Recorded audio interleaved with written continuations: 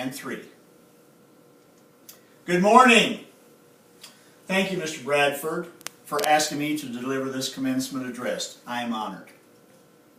Graduates, in a few minutes, you're going to cross this stage and you're going to rush into the future. But remember this, you will never have more energy, enthusiasm, hair, and brain cells than you have today.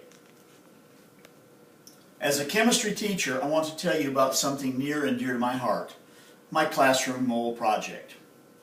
Each year, my students make moles. This is a mole. This is the Mole of the Jungle, made by Charlie Morgan. Next, we have Thor, made by Chan O. And we have, here is the Grinch, made by Justin Smith. And finally, we have Alexis Wildman's non-singing mole of Coach Kevin Terry. In addition to these 4, there are 1,000 moles out there somewhere. That represents 1,000 moms and dads who helped build their moles for their sons or daughters in my classroom. Thank you. You did a great job. Parents, you can pick up your half of the grade after graduation. Let me describe my mole project. Most think of a mole as an animal that burrows in the ground. But in chemistry, a mole is a counting unit. One mole is 6.02 times 10 to the 23rd power pieces of something. A mole of graduates would need a planet larger than the sun to hold them. National Mole Day is October 23rd, beginning at 6:02 a.m. Each year, I assign a Mole Day project. Students can either write a children's story or make a stuffed mole. Each year's project has a central theme to it. My friends here represent the superheroes, cartoon characters, and teachers. I'd like to share with you lessons learned from moles, beginning with our superhero moles. True heroes set high standards for themselves and go to extremes to stop evil. Think about your heroes, whether they are real, like soldiers, or imaginary, like Tarzan here. Charlie Morgan's mole is a personal favorite of mine because Tarzan was my first hero. Growing up in the 1950s, we had 3 TV channels and no internet or video games, but we had a great library. When I was in middle school, I read every Tarzan book ever written. Heroes became my escape from the drudgery of the farm life. I even put up a rope in the barn to swing on, pretending that I was Tarzan, fighting the evil men that were trying to ruin my jungle. I then gravitated to comic books, and my next hero was Superman. My friends and I would pore over every issue of Action Comics and had great discussions about Superman and his foes. You know, it's amazing how things really don't change over time. Just last week, I heard a couple of my students arguing about the merits of Batman versus Superman. TV brought Superman to life.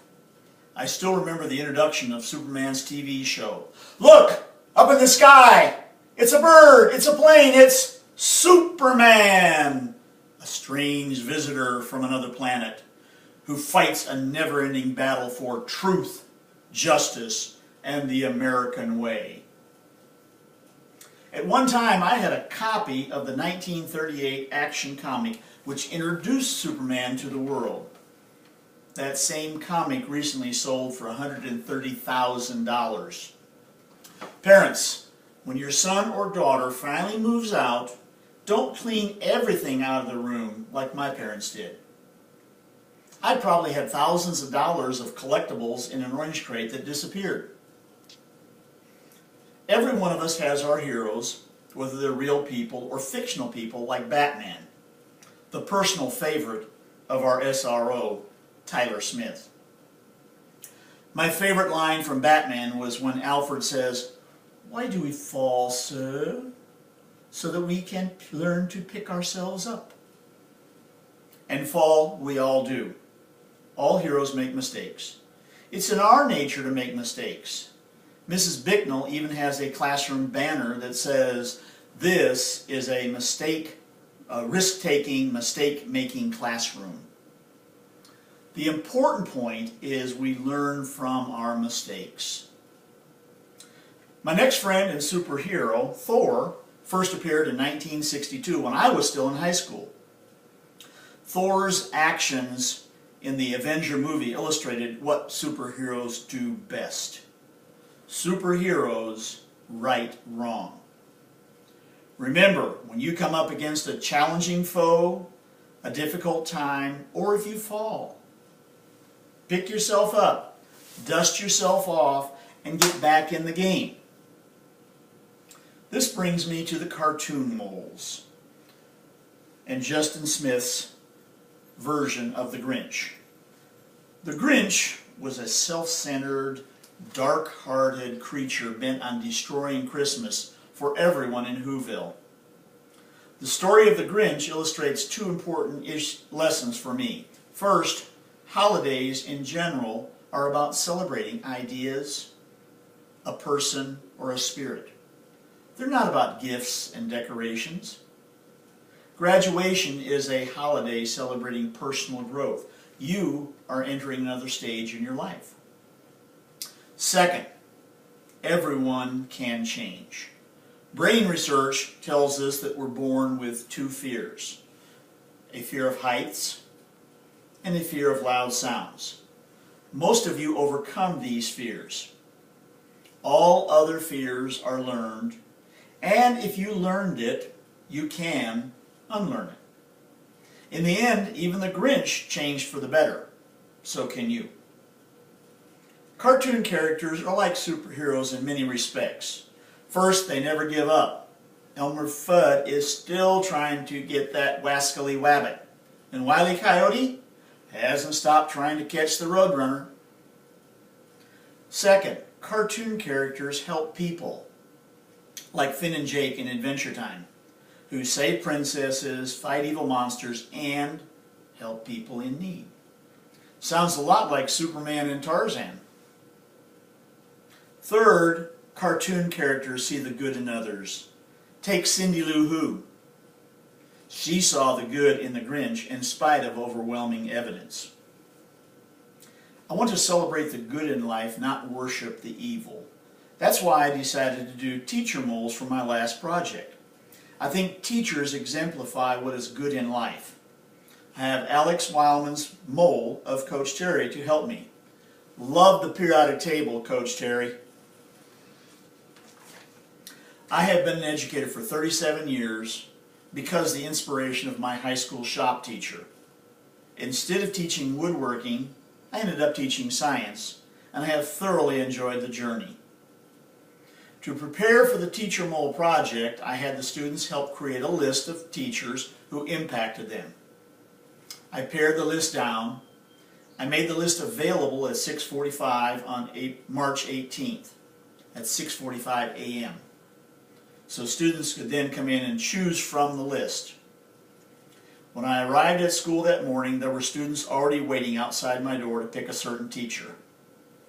A student at school at 6:30 in the morning to pick a certain teacher? That says a lot about teachers. Especially the two teachers who were selected, the first two teachers who were selected, Mrs. Lane and Mr. Calloway. I don't know about you, but those two teachers represent the embodiment of great teachers to me. After all the students had chosen their teacher, I asked each educator for a favorite quote they would like to pass on to this graduating class. Some are quite profound. Mrs. Atwell, education is not the filling of a pail, but the lighting of a fire. Mr. Carter, do the right thing because it's the right thing to do. And Miss Harper, the mind is a terrible thing to waste. Some are quite whimsical and appropriate for the moment, like Mr. Green's, "Hey everybody, 10 minutes until the show airs." Or Miss Lane, "There's gold in them thar hills." And our very own dress code queen, Mrs. Stevens. "And you actually looked in the mirror this morning and thought it was a good idea to wear that?" Then there were some that don't make sense at all until you ponder them for a while.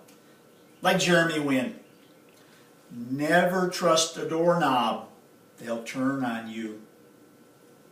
Or Kevin Terry, "I think it's wrong that only one company makes the game Monopoly."